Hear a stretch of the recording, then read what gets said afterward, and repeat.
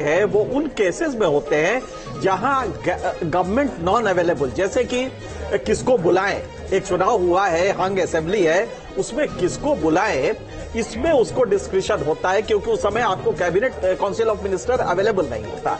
यहां पे तो गवर्नमेंट बनने जा रही है, तो या तो आप चुनाव के पहले 5 नॉमिनेशन कर दीजिए ताकि जनता को मालूम हो कि ये 5 लोग तो साहब बीजेपी के आ गए हैं, अब हमें वोट देना है, या तो ये करे पहले, या जब ये हो जाए तो काउंसिल ऑफ मिनिस्टर जब बन जाए, जिसकी भी सरकार हो, उसके बाद उसके रिकमेंडेशन से करे। यहां पे डिस्क्रिशन करके आप पब्लिक वर्डिक्ट को, जो जनता ने अपना वो दिया है, आदेश दिया है, आप उसी को फ्रस्ट्रेट कर रहे हैं कि अचानक जब चुनाव हो गया तो कल रात को आपने 5 नॉमिनेशन किए, वो 5 के 5 बीजेपी के हैं, तो आप तो उस वर्डिक्ट को पलट रहे हैं सर। लेकिन माफी के साथ ऐसा पहली बार तो नहीं हो रहा है। हम देखते हैं लोकसभा में भी जो सदस्य नामित किए जाते हैं, जो नामित किए जाते हैं, उनकी एक राजनीतिक पृष्ठभूमि होती है, भले ही वो नामित किए जाते हो। बिल्कुल होती है, लेकिन वो नामित किए जाते हैं तो गवर्नमेंट के रिकमेंडेशन पे किए जाते हैं। यहाँ पे गवर्नमेंट अवेलेबल नहीं है जी, तो आपका डिस्क्रिशन अप्लाई नहीं करेगा, क्योंकि गवर्नमेंट के ये जो वर्डिक्ट है जनता का, इसको आप फ्रस्ट्रेट कर रहे हैं। जनता ने मान लीजिए दिया,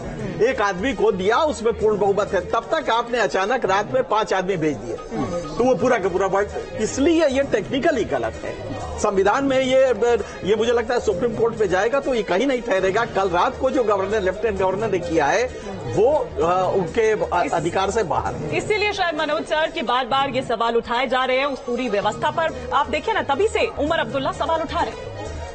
हाँ जी, देखिए ऐसा है कि इस बारी इलेक्शन में जो सबसे बड़ी जीत है, चाहे कोई भी पार्टी जीते, कांग्रेस जीते चाहे बीजेपी जीते जम्मू कश्मीर में, वो देश के लोकतंत्र की जीत है। और आप ये देखिएगा कि 10 साल के बाद वहाँ इलेक्शन हुए हैं और हर तरीके के लोग, मतलब सारी पॉलिटिकल पार्टियां और जो वहाँ के नेता हैं, जो वहाँ के जो अलगाववादी नेता हैं, वो भी इस डेमोक्रेटिक प्रोसेस में उन सब ने पार्टिसिपेट किया है।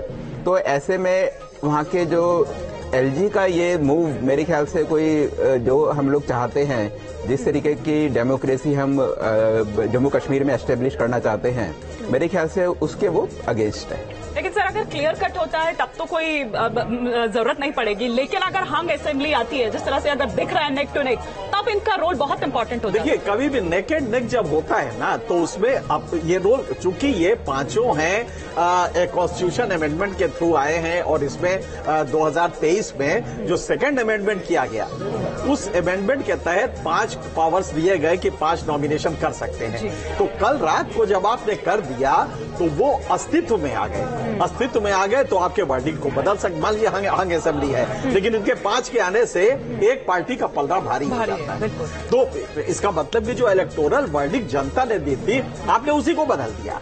तो क्या जनता के वर्डिक्ट को डेमोक्रेसी में फ्रस्ट्रेट करना एक ऑर्डर से, क्या ये मुनासिब है? यही सुप्रीम कोर्ट में जब जाएगा तो, या जो पॉलिटिकल पार्टी कह रही, ये मुद्दा है और इस पे गौर करने की जरूरत है। आप कह रहे हैं सर कि राजनीतिक पृष्ठभूमि का आदमी नॉमिनेट किया जाए, इसमें कोई दिक्कत नहीं है, पहले होता रहा है, लेकिन ये काम सरकार की सिफारिश पर होना चाहिए। उसका एक चुनाव के नतीजे आते हैं, उसके बाद होता तो बेहतर होता। बिल्कुल, एक सिंपल सा है, there shall be a council of minister to aid and advise in the act of the chief minister, ये होता है। तो चीफ मिनिस्टर, सर माफ कीजिएगा, इस वक्त की एक बड़ी खबर हरियाणा से आ रही है हमारी, ये चीजें बदल रही है। लाडवा से मुख्यमंत्री पीछे चल रहे हैं, तो ये क्या, इसके क्या बड़ा इंडिकेशन है? ये कुछ सीट्स है, इंडिकेटर है। ये माना जा रहा था कि उन्हीं के पार्टी के एक सहयोगी जो लगातार उस विधानसभा क्षेत्र में खुद की राजनीतिक जमीन को मजबूत कर रहे थे, वो आश्वस्त थे कि उनको टिकट मिलेगा। आखिरी मोमेंट पर उनका टिकट काटा गया। नायब सिंह सैनी से कहा गया कि आप यहां से चुनाव लड़िए। उसके बाद यह आरोप लगा कि नायब सिंह सैनी के परिवार वालों ने उसी शख्स के साथ बदतमीजी की, बदसलूकी की, और उसके बाद से ये लगातार खबरें आ रही थी कि नायब सिंह सैनी की जो सीट है वो वहां पर फंस सकती है, और उसी तरीके की कुछ अपडेट इस वक्त आपके सामने। लेकिन सर, सिपा सलारी अगर पीछे रहेंगे तो फिर फौज का क्या होगा? वैसे ये मुझे जो अभी इंडिकेशन मिल रहे हैं, आप देखिए तो ये गैप अब वाइडन होता ज्यादा हो रहा है। 28 अगर मैं सही पढ़ रहा हूं तो, और 46 जी। तो ये जो मैं कह रहा था कि 15 मिनट वेट कर लीजिए, 15 मिनट पे ये गैप बढ़ने लगेगा, तो ये हकीकत अब हरियाणा में दिखाई दे रही है, काफी तेजी से गैप बढ़ रहा है। मनोज सर, अब ये देखिएगा कि कैप्टन अभिमन्यु भी, जो कि वहाँ एक बीजेपी का सबसे बड़ा जाट चेहरा है, वो भी अपनी सीट से पीछे हैं। तो बीजेपी के जो बड़े नेता हैं, जो भी हैं, वो उनकी हालत वहाँ कोई बहुत ज्यादा। अनिल विज अम्बाला से पीछे चल रहे हैं सर। अनिल विज जो कह रहे हैं कि देखिए साहब हम कल मिलेंगे मुख्यमंत्री आवास पर, वो अम्बाला कैंट से पीछे चल रहे हैं। मुख्यमंत्री के कैंडिडेट भी बिल्कुल मुख्यमंत्री के कैंडिडेट है। और अगर हम बात करें 2014 से पहले की, तो अनिल विज उन लोगों में से हैं जिन्होंने की बीजेपी का झंडा हमेशा वहाँ ऊंचा करके रखा, और वो वहाँ के एक बहुत बड़े नेता थे। और जिस समय मतलब 2014 के बाद जो एक आरोप बीजेपी पे लगता रहा वो ये था कि उन्होंने स्टेट में जो उनकी जो इनकम्बेंट और जो बड़ी जो वहाँ के नेता थे उनको धीरे धीरे करके उनको वो पीछे किया। उसमें अनिल विज का नाम भी था, रामविलास शर्मा, अनिल विज।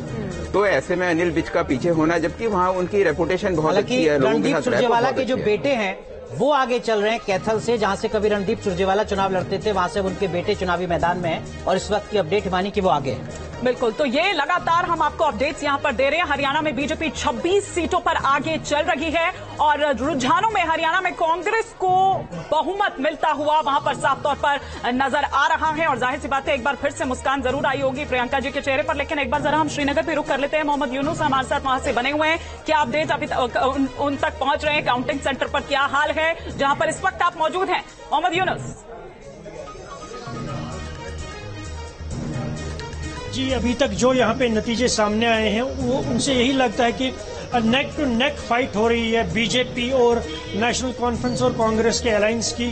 तो जो एग्जिट पोल यहाँ पे दिखाए गए थे उनका कुछ असर दिखाई नहीं दे रहा है। लेकिन यहाँ पे हम ये बात जरूर कहना चाहेंगे कि अगर बीजेपी जो है 25 से 30 सीटें लेती हैं और उसके बाद यहाँ के जो इंडिपेंडेंट कैंडिडेट्स हैं मैक्सिमम जो है उनका सपोर्ट बीजेपी को ही रहेगा। और सजाद गनी लोन, अल्ताफ बुखारी, इंजीनियर रशीद ने कल ये कहा था कि पहले हुकूमत बनाने से पहले यहाँ पे हमें स्टेटहुड वापस लाना चाहिए।